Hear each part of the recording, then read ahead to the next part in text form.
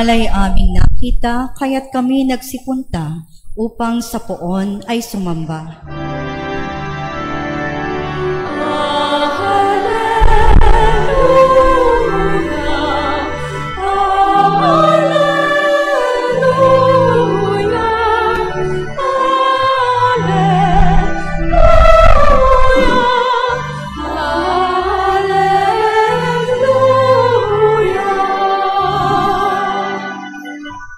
Sumainyo ang Panginoon.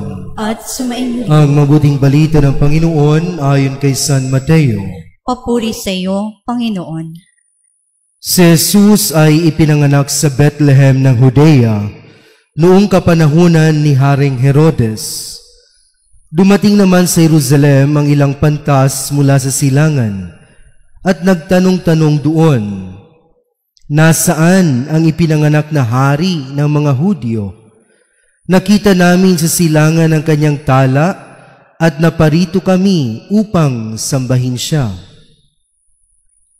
Nang mabalita nito ni Haring Herodes, siya'y naligalig, gayon din ang buong Jerusalem. Kaya tinipon niya ang lahat ng punong saserdote at mga eskriba sa Israel at itinanong sa kanila kung saan ipinanganak ang Mesiyas. Sa Bethlehem po ng Judea, tugon nila. Ganito ang sinulat ng propeta, at ikaw, Bethlehem, sa lupain ng Huda, ay hindi nga huli sa mga pangunahing bayan ng Huda, sapagkat sa iyo lilitaw ang isang pinuno na mamamahala sa aking bayang Israel. Nang mabati dito, lihim na ipinatawag ni Herodes sa mga pantas at itinanong kung kailan lumitaw ang tala. At pinalakad niya sila patungong Bethlehem matapos pagbilinan ng ganito. Humayo kayo at inyong hanaping mabuti ang sanggol. Kapag inyong natagpuan, ibalita agad ninyo sa akin upang ako may makasamba sa kanya. At lumakad na nga ang mga pantas. Muli silang pinangunahan ng talang nakita nila sa silangan hanggang sa sumapit ito sa tapat ng kinaroroonan ng bata. Gayon na lamang ang galak ng mga pantas nang makita nila ang tala. Pagpasok sa bahay, nakita nila ang bata sa piling ng kanyang inang si Maria. Lumapit sila at nagpatira pa at sinamba ang bata. Binuksan nila ang kanilang mga sisidlan at inihandog sa kanya ang dala nilang ginto, kamanyang at mira. Nang sila'y pabalik na, sinabi sa kanila ng Diyos sa pamamagitan ng panaginip na huwag na silang babalik kay Herodes. Kaya nag-iba na sila ng daan pauwi. Mga kapatid, ang mabuting balita ng ating kaligtasan. Pinupuri ka namin, Panginoong Hesukristo. Magsiupo po ang lahat. Isang mapagpalang gabi po sa ating lahat. Mga kapatid, ang Epiphany Sunday o ang linggo ng pagpapakita ng ating Panginoon ay isang dakilang kafestahan sa ating inang simbahan. Dakila sapagkat ito ang araw na kung saan nagkaroon ng pagbabagong landas ang mga nakasumpong o mga nakahanap sa banal na sanggol na si Jesus. Ito rin ay kilala sa tawag nating Three Kings. Subalit, mga kapatid, huwag nating kakalimutan na ang kafestahang ito ay hindi patungkol sa mga pantas. Yes, they are part of the story. They are insignificant part of the gospel na kung saan nagpakita ang Diyos. But ang focus dapat ng ating buhay, ang focus ng ating pananampalataya ay walang iba pa rin kundi ang banal na sanggol na si Jesus. Pagpapakita. Mga kapatid, marami sa atin ang maraming hinahanap sa buhay. Naghahanap ng kapayapaan, naghahanap ng kanilang mamahalin, naghahanap ng yaman, naghahanap ng katiwasayan, naghahanap ng kaligayahan. At sa lahat ng ating hinahanap, kapag ito'y ating nasumpungan, ito ay nagdadala sa atin ng abot-abot na kaligayahan. Subalit napakagandang pagnilayan, mga kapatid, sa dakilang kafestahang ito, ang bahagi ng Ebanghelyo na kung saan nang makita ng mga pantas ang banal na sanggol sa pamamagitan ng isang tala na naging gabay nila, hindi na sila bumalik sa kung saan sila nagmula.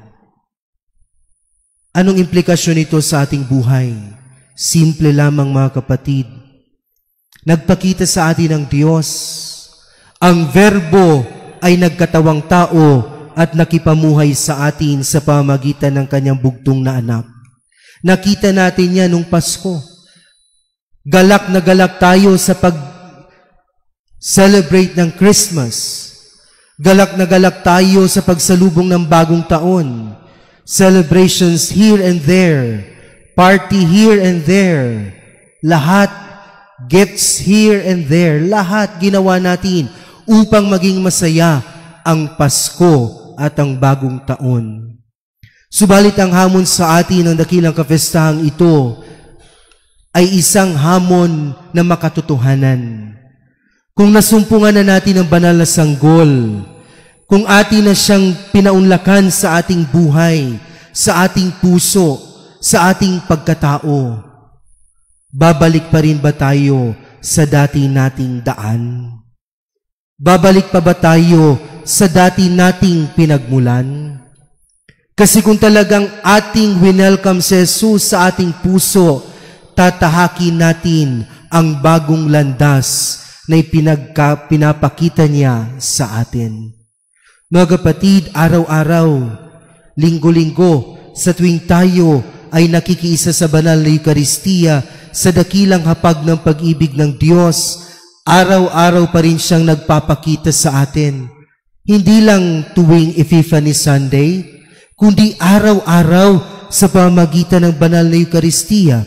Araw-araw, inihintay niya tayong makasalamuha sa banal na Santissimo Sacramento. Pero ang tanong, hanggang tingin na lang ba tayo? Hanggang pagtanggap na lang ba tayo?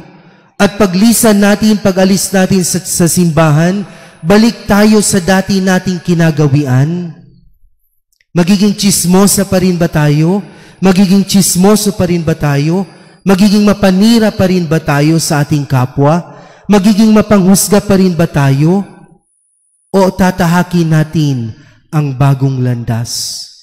Mga kapatid, ang mga pantas ay nag-iba ng landas dahil sila'y ginabayan ng Diyos. Hindi lang sa isang tala, kundi ang Diyos mismo sa panaginip nila nagbigay babala na wag nang bumalik kay Herodes. Bakit?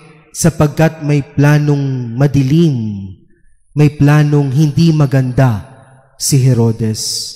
Sa buhay natin, mga kapatid, kung takot tayong manindigan sa pagbabagong buhay, kinakailangan nating manatiling tapat sa Diyos. Manatili tayong tapat sa Kanyang pagpapakita sa atin sa banal na Eucharistia, dahil dito sa banal na hapag na ito, sinasalubong tayo ng Diyos at binibigyan ng maraming pagkakataon upang magbagong buhay. Buti pa, mga kapatid, ang bagong taon nagbabago. Tayo pahirapan sa pagbabago. Isang hamon na makatotohanan, isang hamon sa realidad ng buhay. Nawa, sa pamamagitan ng pagpapakita ng Panginoon, lagi nating maalala na ang tunay na star ng Pasko ay walang iba kundi si Jesus sa banal na Eucharistia. Sa ngalan ng Ama, ng Anak, ng Espiritu Santo. Amen.